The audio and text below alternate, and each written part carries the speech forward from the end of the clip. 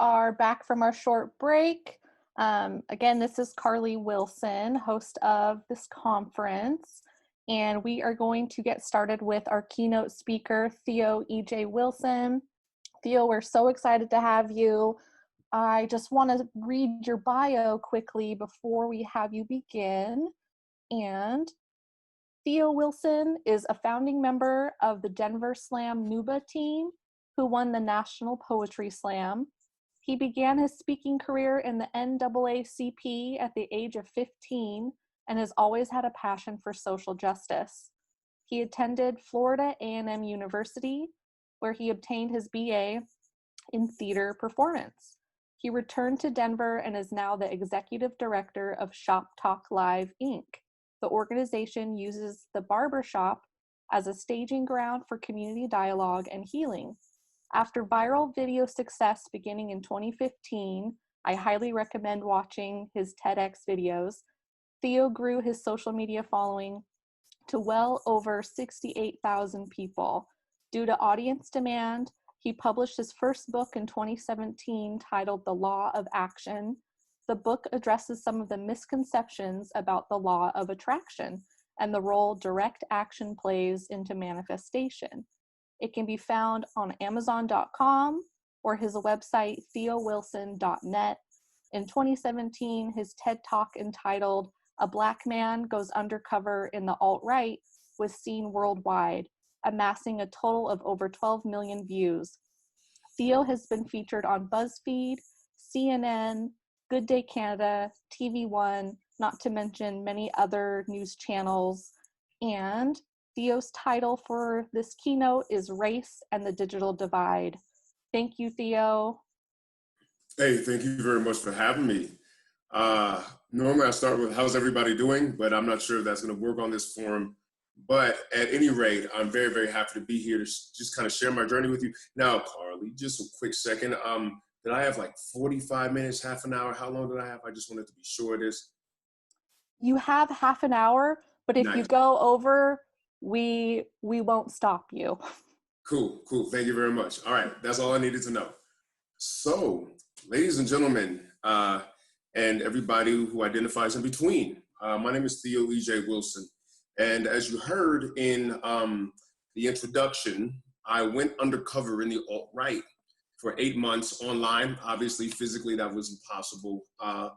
But I did it not knowing that the experiment in finding out the new racial landscape influenced by digital culture had any redeeming value. I'm also surprised that I'm still even speaking about this everywhere. I honestly thought that I was torturing myself psychologically for no apparent reason.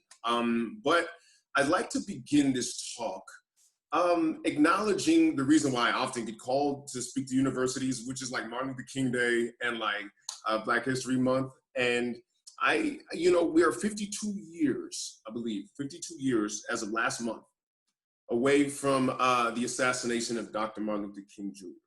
And I believe that he is, of course, a founding father of civil rights culture globally. I don't think that could be disputed. And one thing that Dr. King knew is that race in and of itself is a deadly group superstition. It is a toxic version of groupthink that has cost more lives than we can count. And I often think that future generations will look at what we've done with the beauty of human biodiversity with this concept of race and wonder what the hell we were thinking.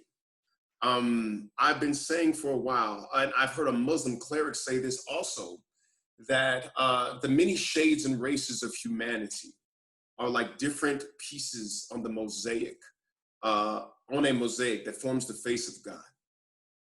And I do believe that in Dr. King's dream, this is the face that he saw, all right?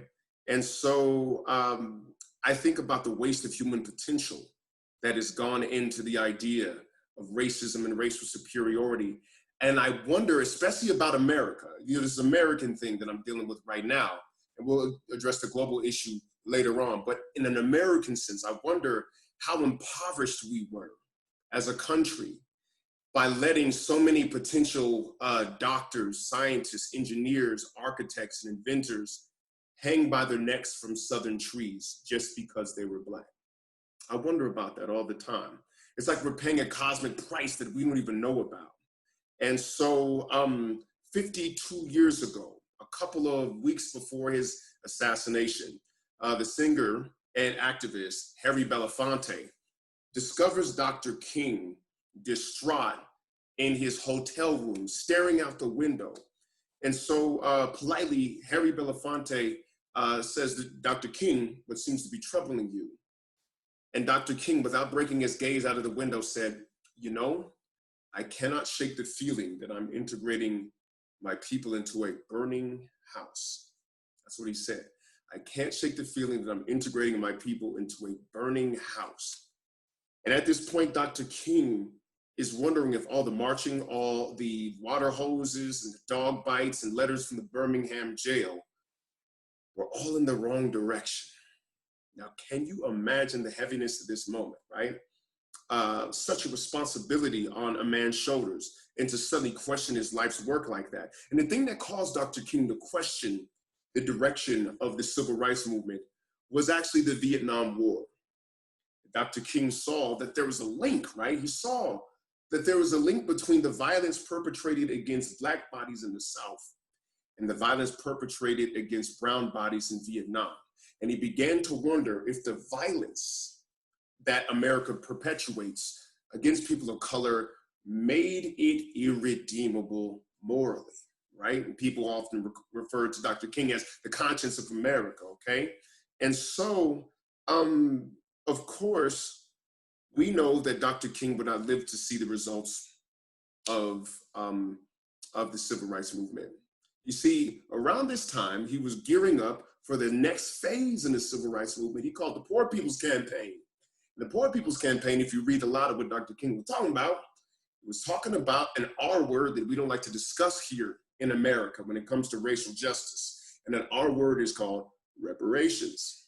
Terribly scary concept for many people to even entertain and to discuss publicly. But the fact is, Dr. King specifically said, it didn't cost them a dime to take down a whites only sign. It didn't cost them a dime to remove the barriers for us to sit at lunch counters. In fact, we enhanced their bottom line when we did that.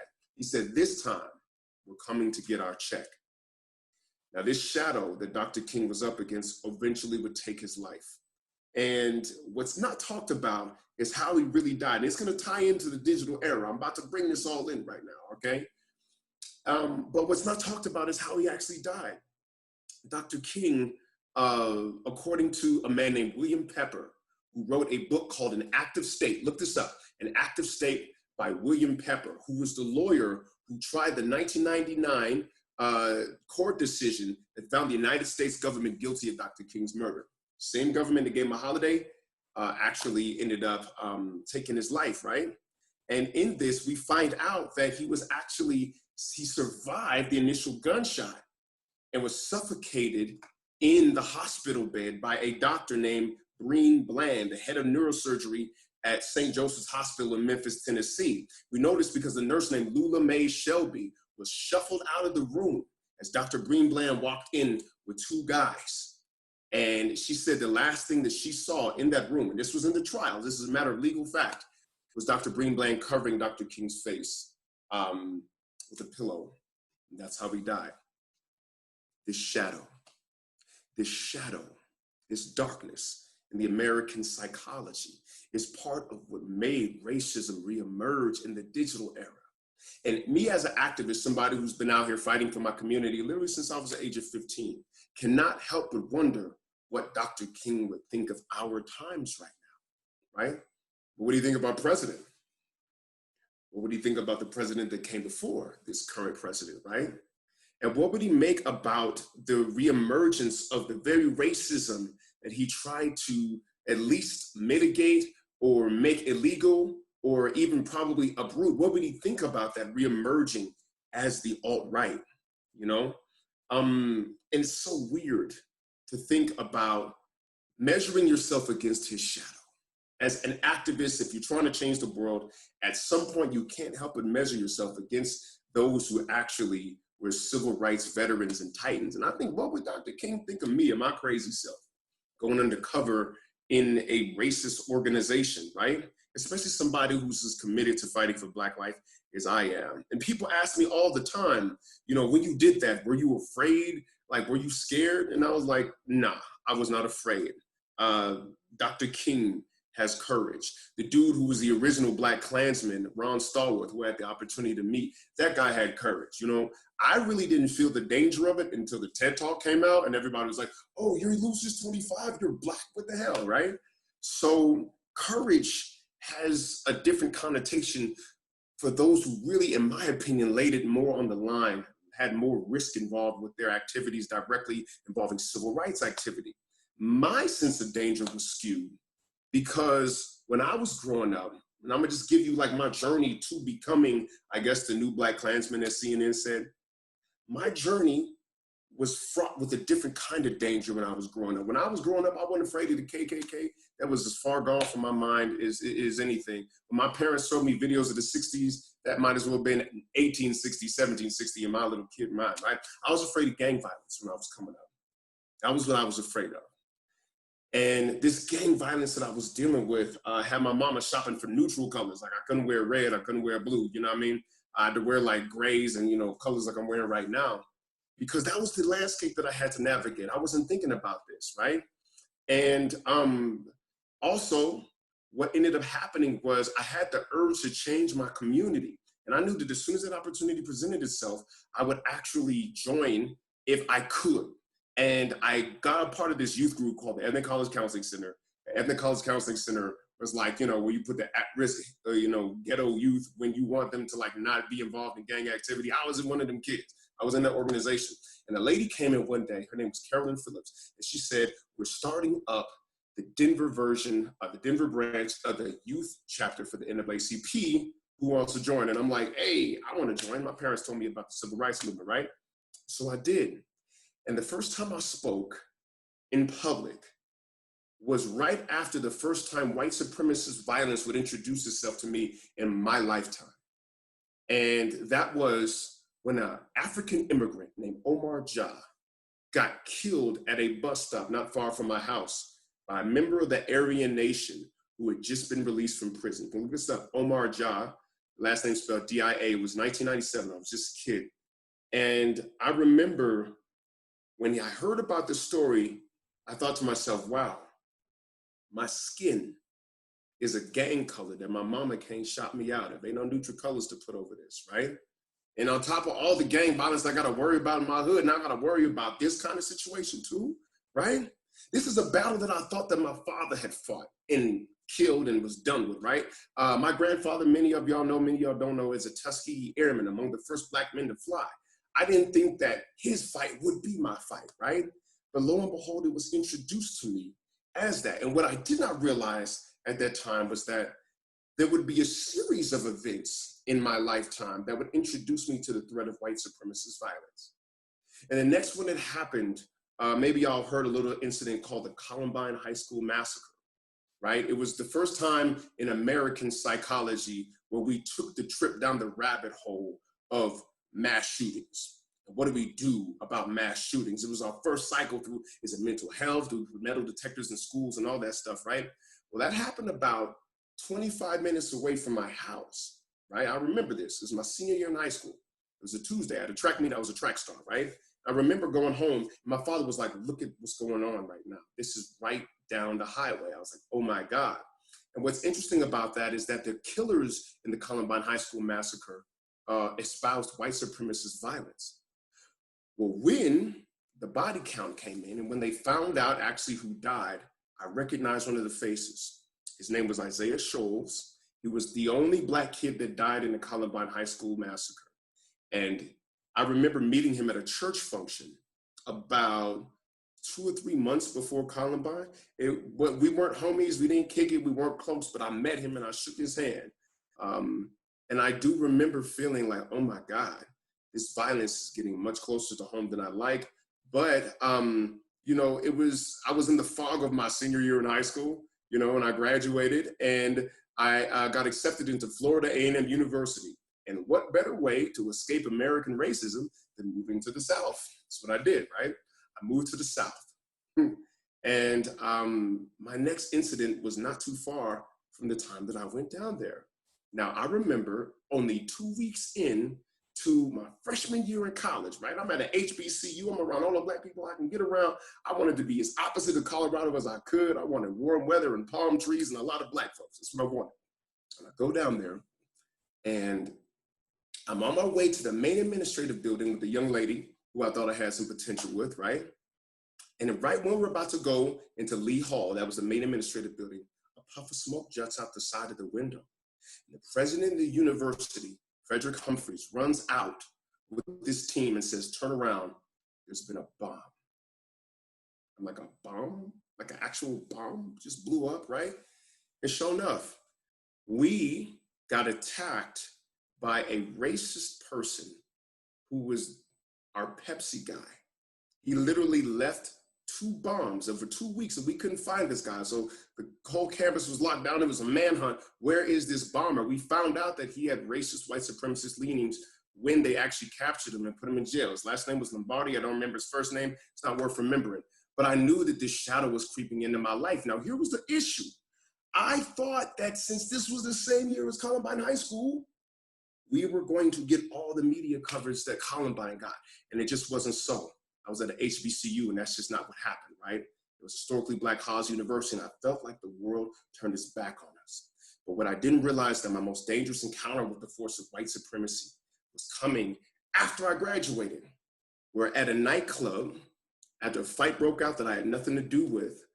Security was on edge, and I was assaulted, handcuffed to a chair, and beaten by Denver police. And I remember that there was this moment where I just gave my life up. I thought that this was going to be the end of everything. And I thought, you know, I graduated from college. I'm the first man in my bloodline to get a college education. None of that matters, right? Only thing that mattered was the color of my skin. And when I got free from that, I expressed my pain through spoken word poetry. I started the slam poetry scene, getting into that. And it was like the last place you could tell the whole truth and nothing but the truth. And in 2011, I won the National Poetry Slam with my group Slam Nuba. But that same summer, my friend Alonzo Ashley got killed by Denver police. And it seemed like all the speaking I was doing, everything that I was trying to put forth through my art wasn't enough. I had to get involved. So 2011, I got involved. We did a thing called Shop Talk Live. It was just barbershops, Black men, barbershops. If you ever been to the Black barbershop, you know we let it all hang out there, man. And we began these group therapy sessions called Barbershop Talks. And it was just in time for a new movement that came over the horizon, because it's 2011 turned to 2012. Something would happen in the Black community that would change us forever. It was the killing of Trayvon Martin. And I remember all the old heads like, man, this looks like Emmett Till all over again. This looks like a lynching. This is something that, you know, brings up old wounds of racial injustice. And our barbershop talks began to swell, and we were swept up in the Black Lives Matter movement. And that movement got a lot of potential. It got a lot of momentum. I remember our numbers got bigger and bigger to the finally point where, like, Ferguson came around in 2014. It was standing room only in these barbershop talks, man. A group of us went out to Ferguson, and we were protesting and marching, and we were holding up the signs, and we were doing the die-ins at the mall. I can't breathe, sending it for Eric Garner. And it was a beautiful thing. But it seemed like the main battleground in this movement was online. You know, I could hold up a sign and influence maybe 100 to, you know, 1,000 people. But online, somebody was making cell phone videos and getting millions of views and starting dialogues with all these strangers, and all this mass potential was there. So I made my first videos and I started going viral.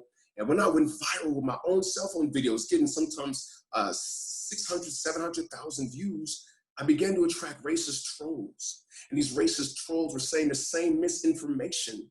And it was almost like they lived in an alternate universe. And I asked my friend who worked at a marketing firm, you know, a digital marketing firm, I was like, what is going on?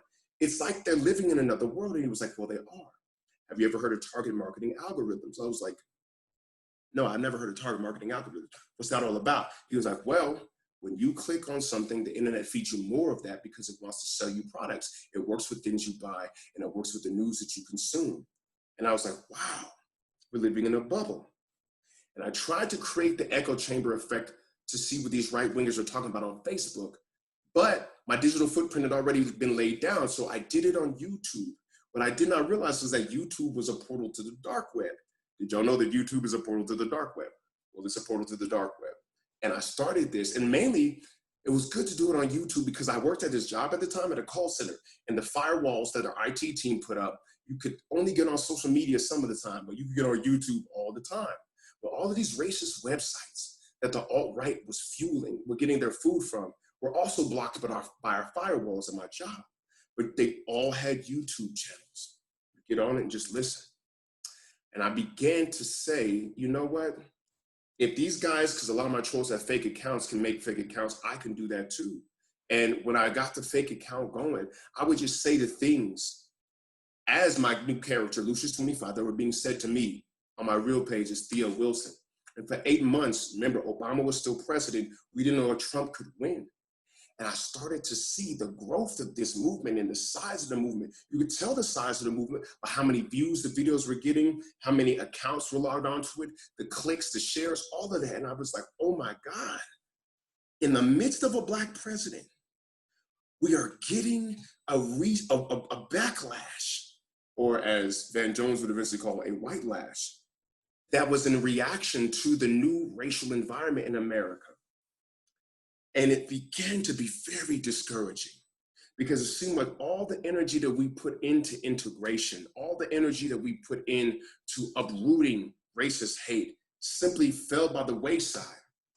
And what I began to see underneath all of the racist rhetoric of the alt-right was that deeper than hatred, there was fear. Fear of not having what their fathers had. Fear of being what was known in the media as the bleached white male, where white men in this country would not inherit the same wealth that their fathers had, right? Fear that ethnic minorities, people of color, would be the thing to eliminate white people and replace them. There was a concept floating around the internet called white genocide, where integration and diversity and race mixing would lead to the eventual end of the white race, which has been debunked many, many times. That's not the thing that's happening, right? But they were afraid that what was going on. And I said, this is interesting because this is all happening in the vacuum of education in American history, right? So if you don't know about what happened to Dr. King for real, like if you don't know that there were all of these things that led up to the creation of a civil rights culture to be the correction of oppression. Well, if all of these blind spots were happening in your history book, I could see how you would frame the correction to oppression as oppression itself if you were white. If you didn't understand the dynamics that led to the creation of Black ghettos, the redlining, the racist real estate practices, right? The effects of generational poverty. If you didn't understand that and all you saw was Black people living in ghettos, why wouldn't you think that Black people were inherently dysfunctional, right? If that wasn't taught to you, and I began to realize, listen, man, there but by the grace of God go I. None of us chose our race. I didn't choose to be Black as much as anybody chose their race to be white, Asian, whatever, right? And I didn't choose the milieu of circumstances that formed my opinion of the world. And that grew compassion. It's not sympathy. I don't sympathize with where they landed. Don't get that twisted, right? I ain't trying to out here be hugging people, trying to get them to be my friend, but I got it. I understood the cause and effect of the new bit of racial hatred going on. And what these folks didn't understand was that racism is three things, and they all begin with the letter I. The first one is interpersonal. That's bigotry, right? Any race can be a bigot. And that's when people say Black people can be racist too. Any race can have a bigot in it, right? And they can have prejudices. These are racial slurs. These are spray painted swastikas everywhere. These are, I just don't like you because of the color of your skin. What they don't understand a lot of times is that there's another level to racism. The next I is institutional. That's bigotry plus power. Now that's what Black Americans don't have. So there can be Black folks that just hate you, don't like you, want to cuss you out because you're white, but do they have access to like the power of government to like deny you like retirement plans? Can they stop you from moving into certain areas? Like, can they like literally like remove your job from you? Can they do that? That's what's not happening, right? Can they create a system that incarcerates white people just because of the color of their skin and legislation to back that up? No, right? So that's institutional racism. These guys didn't understand that. They didn't understand how they benefited from that. Then the final I is the most insidious kind, which is internalized racism. It's when those who are oppressed begin to view themselves as the way that their oppressors see them, right? And so that's what happens a lot of times. Anybody who suffered an abuse will be traumatized, right? And I looked at the crime in my community, the gang violence, the black on black supposed crime, which is actually sociologically called horizontal violence. I saw that as self-hatred, right? Because if you've been beat to say black life is nothing, black life is worthless, then when you see somebody with your flesh, including the person in the mirror, you're gonna think that you're worthless and you think that you're nothing. And that's how these brothers get at each other in the streets. Why do you think we call each other the N-word? Because that's what we were taught, not realizing that that word got passed down generation to generation. And if you see the root of that word, it's an overseer on a plantation somewhere, right? This is what's going on, but without historical context, you can lose yourself in the new propaganda that says it's all gone away. And what's important to understand is that not only Black people are traumatized, because there's been lots of papers written about Black trauma, post-traumatic slavery syndrome, right? But there's also white America's traumatized. White America is traumatized. And there are trauma responses that are stopping us from having these conversations. And these trauma responses form communities. And it really doesn't matter where you find the community, whether it's in person or online. If we don't uproot what's going on inside of us as people, it doesn't matter how advanced our technology gets. It doesn't matter what we invent. It doesn't matter how clever our gadgets are. If we don't upgrade ourselves, literally we will replicate the same bigotry, the same hatred, no matter what the medium is. And so if there's no acknowledgement in white America that you are traumatized, right? If you, and this is to put something in perspective, right? If you witness a murder, you can be in therapy for life. If you witness a rape, you can be in therapy for life. Now let's put this in context, right?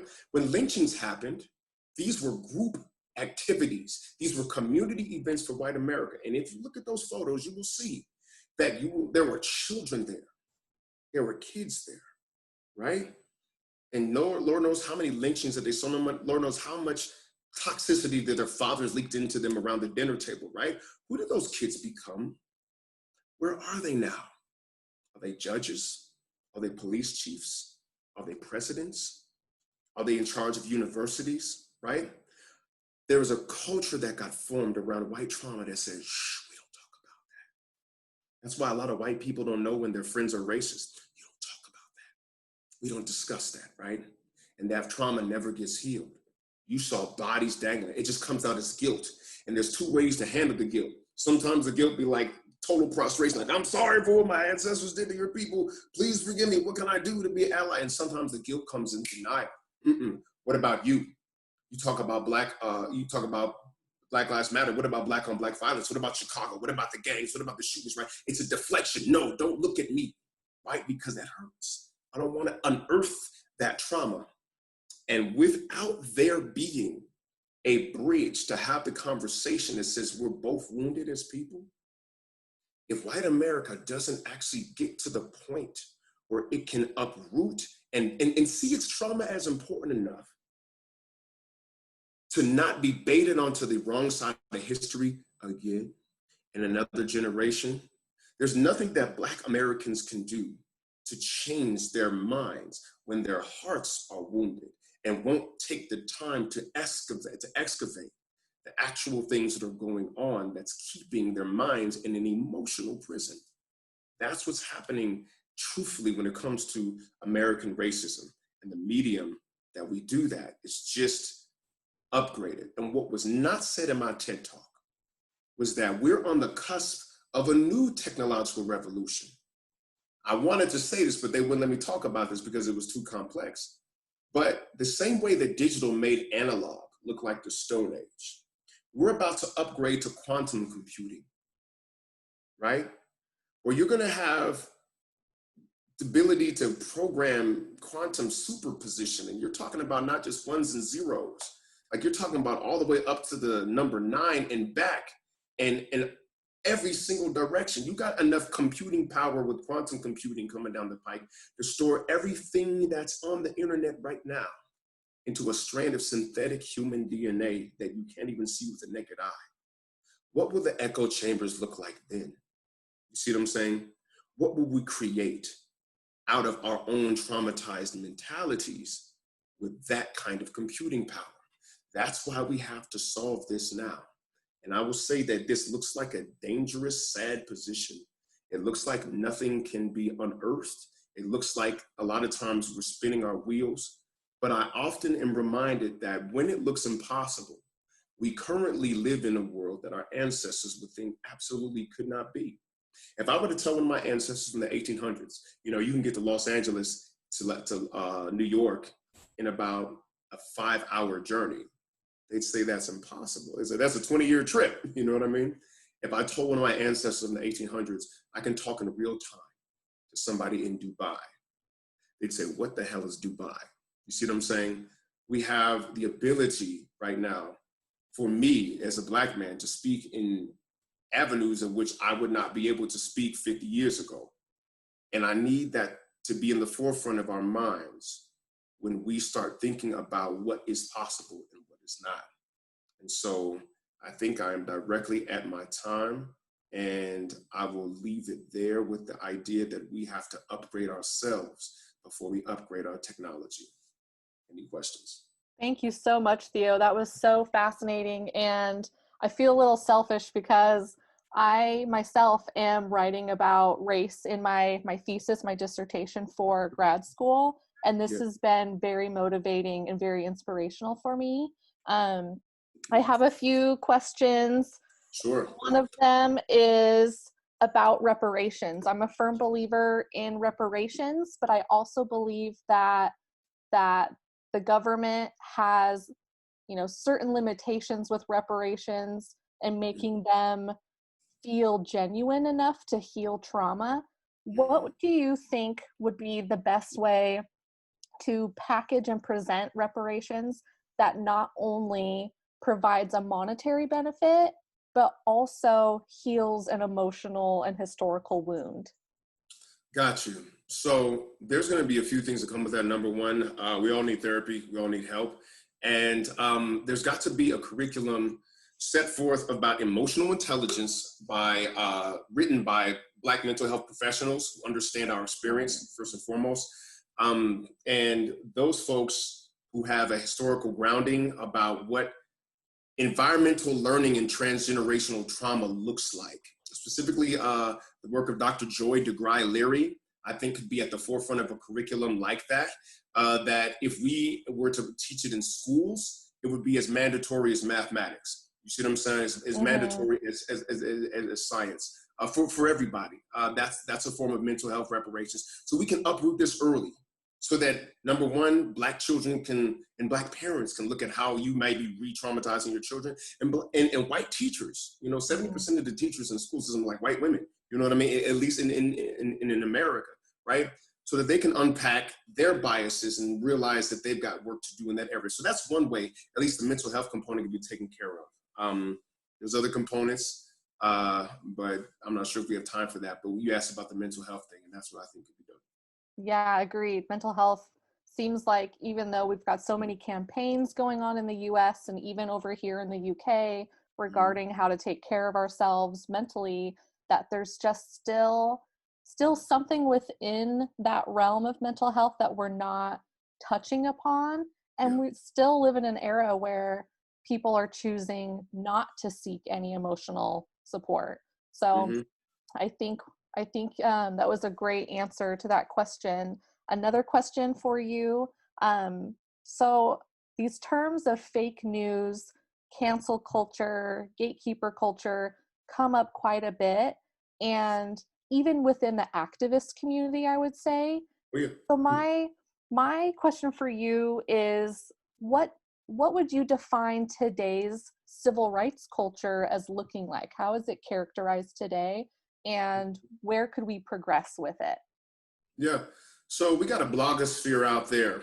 A lot of people have audiences online that are a part of major movements, specifically the Black feminist blogosphere. I would say on the left is probably the most powerful in America, at least the most influential. It's the at least left-wing politics Compass North is the Black feminist blogosphere. Of course, you got a bunch of YouTube luminaries, you know what I mean? I guess folks could consider me among them, and then you got academia. And these things are geared normally towards creating the social milieu to create policy around justice. And, there's campus movements, there's campus activities that have to do with leveraging these online presences, with making things happen on college campuses and for young people in general. And these show up in our voting patterns. You see what I'm saying? Mm-hmm. Because of the internet, you got folks like Alexandria Ocasio-Cortez here in America, who was able to just swoop in out of nowhere, and the echo chambers that she vibrates in. I'm talking about you go to Facebook, and there's even right-wing echo chambers that tried to edit her up and look like she got debunked, and if she's even big over there. You see what I'm saying? Right. So that's how this happens. And then of course, whatever policy messages that she has is directly influencing how the Democratic Party, for example, at least they have to manage that. At least they have to manage the squad and their thought forms. And that's symptomatic of how a lot of us feel on the ground. And so when it comes to, so that's what the landscape looks like to me. And in terms of the most healthy direction towards activism, I think it's right that cancel culture, we call it into question, because when you cancel somebody, they don't really go away.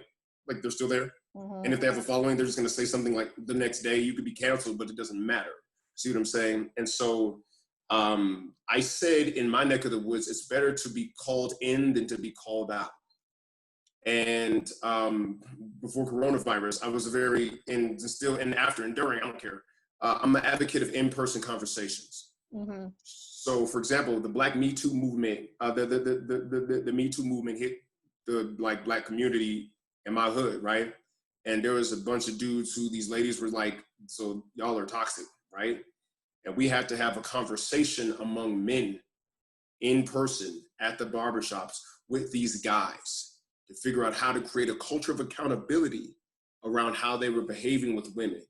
And then those women, they were with mental health professionals in the room. You see what I'm saying? Yeah. Were called into a physical space, and these dialogues were had and healing was done. You see what I'm saying? Yeah. So that's how it went from the internet to real life. That makes sense. So next question for you from one of our attendees says, in terms of institutions and structures, how do white people become good allies? What is the role of other people of color and marginalized communities in this? That's a very complicated question. And to be frank with you, there's some decisions, because the first step of allyship is follow the lead of the people of color that you're trying to help out, right? But there's something that Black America has to figure out. And the thing that we have to figure out is, do we want inclusion or do we want independence? And I've said this on my page, right? Fighting the fight of making America just is costing a lot of Black life. It just is. And whether it is, somebody like Ahmaud Arbery, or Trayvon Martin who gets killed, and we have to start these national dialogues around race, or whether it's just us languishing in the ghettos that have been created by centuries and most recently decades of redlining and policy, real estate practices that basically create cycles of poverty in us. Either way, whether you look at the Black situation within ourselves or the Black situation in relation to white America, we have a choice to make. And that is this sustainable? Mm-hmm. And so the first step is figuring that out, because allyship is normally on the front of inclusion. Allyship is normally on the front of, I got to make sure that these spaces are hospitable and life-affirming to people of color, right? These traditionally white spaces. But if the move for us is, listen, we got to figure out how to be independent at this point. The generations of Black folks cannot sustain this. We see evidence to say that, for example, Forbes magazine says that by the year 2050, the Black community is set to have zero net worth, none, no money, right? And it's because wealth keeps accumulating faster at the top than the economy itself can expand, and that money is being sucked from the bottom. And since race and class have been linked since the beginning of America, it means Black people are paying rich people to be poor. You see what I'm saying? Right. White people to be Mm-hmm. poor. Yeah, great answer. We've got a question from one of our panelists, and she is asking, how can we create a culture of accountability online? As someone who infiltrated the alt-right, were you able to change minds and educate? Is that one way to create change? I actually did. And that was kind of unintended. I didn't do it while I infiltrated. Like I said, I shut that thing down. I thought it was worthless. When the TED Talk came out, however, I have gotten about 6 or 7 messages from members of white supremacist organizations who are now former members of white supremacist organizations that said, I literally can't do this anymore because of how you framed what was going on in my movement. And so, but does that outweigh how many people I pissed off? I don't think so. And creating a culture of accountability has everything to do with what online community you are a part of. And that's a very, very interesting question. Because how do you ban certain activity without going full censor? And who has the Right. power? And who has the power to do that? Is that a step towards fascism? See what I'm saying? So once again, that question leads back to Black folks: which direction do you want to go? Right? If you have a university, it all depends. So what you do, power to create accountability depends on how well you control the space. You can't really control certain spaces. I can't stop people from being evil. I can't stop people from being jerks. At this point, I've got to create a community that makes that we all have the same direction and idea of what a solution looks like. So the question is up in the air. But if you're in a university, you can create accountability by creating consequence for certain behavior. Right. That makes perfect sense. So I wanted to mention something that's been happening very recently in pop culture. We've seen Doja Cat come Oh yeah. forward with some very, very racist views of her own, I would say, Oh yeah. and that many people are calling her out on that publicly. Do you find that the call out culture that we have is helping people change their minds, or that there's a better way to respond instead of through social media? Well, so here's the thing. It all depends on the person. Some people, when they get called out, is a shock to their system. They can't believe that they're suddenly unpopular, right? And it makes them want to change. For example, recently Snoop Dogg got called out, for his disrespect of Gayle King and Oprah Winfrey, Mm-hmm. and that really set Snoop on his heels a little bit, right? And then he eventually got called in, apparently by his own mama. So perhaps a call out can be systemically linked with a call in from perhaps an authority, like perhaps Doja Cat needs to have a conversation with Van Jones or Roland Martin, somebody in the public sphere who is pro-Black life, and has the intellectual and emotional bandwidth to have a patient conversation with somebody who's difficult. You see what I'm Right. saying? So call out culture being linked to call in culture, but call out culture alone cannot be a solution. And if you don't have call in culture, if you don't have yo, let me talk to you heart to heart real fast, then the people doing the calling out just get stuck in their self-righteousness. And they never realize that, you might have work to do too. So I think those two have to be linked. That's how we did it in my hood. Right. That makes so much sense, especially with your explanation about the internalized racism. There's a Yeah. point where I Oh, think she got it that bad. Woo, she got it bad. right, right. Yeah. But I think that so many people who criticize those that have internalized the racism need to also, in one way, work on their empathy towards that, where maybe sometimes the very attack level kinds of social media posts towards someone like her ends up maybe making people fear if you're facing that internalized racism? Let me tell you something. Internalized racism, if you don't know what you're looking at, can drive people even further into the arms of those who oppress them. One of the things that happens, uh, and I've experienced this myself when I was coming up. Like, if you Black and you get called a coon or an Uncle Tom or a sellout, that's a cold, cold place. And sometimes the warmest place be with the white folks. You know what I'm saying? Like, you could Right. drive somebody deeper into whiteness, like Into if you are like colonialism. you definitely can. If Yeah. you, or vice versa. No matter what it is. So it's like people need the same things. She's doing it because perhaps the white space is the warmest place she's ever known, and then people poison her mind about herself or whatever. You don't know what that background is. It might be worth unearthing if you want to correct those who cast behavior publicly. That's what I'm saying. Right. Well, I think we are just about out of time. This has been a great conversation. I'm hoping that you will plug your website and your book for us one more time. Oh yeah, definitely. TheoWilson.net. And my book is The Law of Action. It's an answer to The Secret and what they admitted wasn't working, and how the law of attraction was originally linked to the law of action. And there's a spiritual component to the law of action that I discuss in that book. So that's online at Amazon.com. Thank you so much, Theo. We so appreciate your input today and your keynote speech. We will have, I think in the next few weeks, the videos available. So that will be available to attendees as well as yourself. The video recordings from today, that is. Okay, cool.